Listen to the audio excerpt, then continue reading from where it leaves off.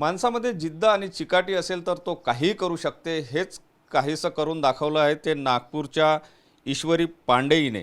ईश्वरी ही दोन्ही डोळ्यांनी नेत्रहीन आहे, मात्र तिने पाल समुद्रधुनी जी आहे ती पार करण्याचा इतिहास घडविलेला आहे आणि तोही 11.25 तासांमध्ये. हा इतिहास साधासुद्धा इतिहास नाही आहे, तर हा अतिशय मोठा असा इतिहास आहे. हा सगळा प्रवास तिने कसा केला आणि काय झालं, ईश्वरी काय सांगशील? खूप मोठा हा टप्पा होता, कसा तू पार केला, काय नेमकं सांग. नमस्कार सर, माझे पूर्ण नाव ईश्वरी कमलेश पांडे. मी सर्वात प्रथम माझे आई वडील आणि माझे कोच यांचे आभार मानते. यांच्याच मेहनतीचं फळ आज मला मिळालं आहे.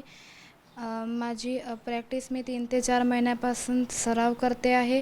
NITला 5 ते 6 तास माझी प्रॅक्टिस व्हायची.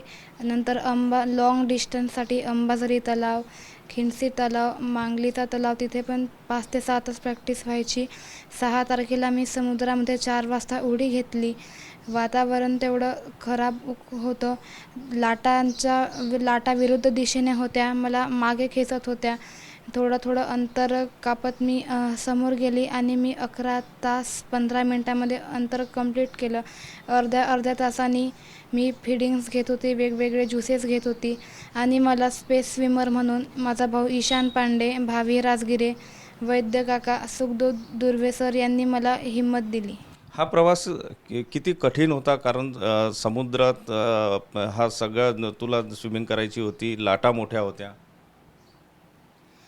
सर, हा प्रवास माझ्यासाठी खूप कठीण होता, कारण समुद्रातलं खारं पाणी होतं आणि खूप मोठ्या प्रमाणामध्ये लाटा होत्या. मला 1-2 तास मी जागेवरच राहू शकली, समोर जाऊ नव्हती शकत. हा प्रवास तर तू पार केला आहे यशस्वीरित्या. आता पुढचे काय नेमकी तुझी तयारी? सर, पुढचे मला नॅशनल आणि इंटरनॅशनलच्या ज्या कॉम्पिटिशन्स आहेत त्याच्यामध्ये मला सहभाग घ्यायचा आहे. ईश्वरीची आईसुद्धा आहे. काय सांगाल, मुलीने एवढा मोठा इतिहास रचला, एक आई म्हणून तुमची काय मदत? मुलींनी जे कार्य केले त्याच्याबद्दल आम्हाला आनंदच होत आहे. पण ईश्वरीने खूप मेहनत केली, तसेच तिच्या कोचनी पण खूप मेहनत केली आणि हे सगळं 3-4 महिन्यापासून चालू होतं.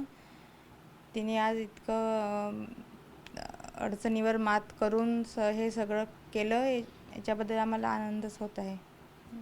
नक्कीच ईश्वरीचे वडीलसुद्धा आहे.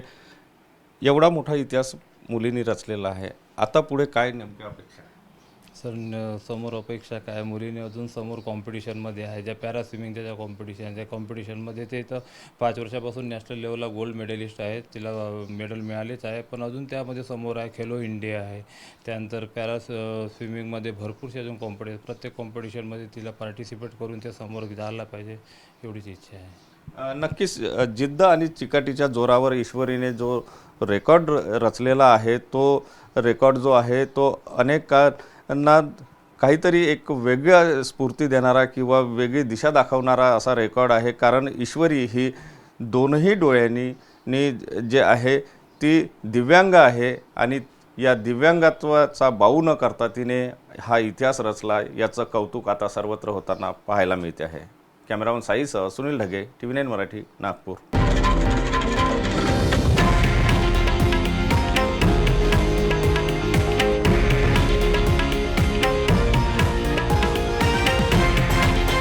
हे आहे देशातील नंबर 1 न्यूज नेटवर्क आणि आपण पाहत आहात TV9 मराठी, एकमेव.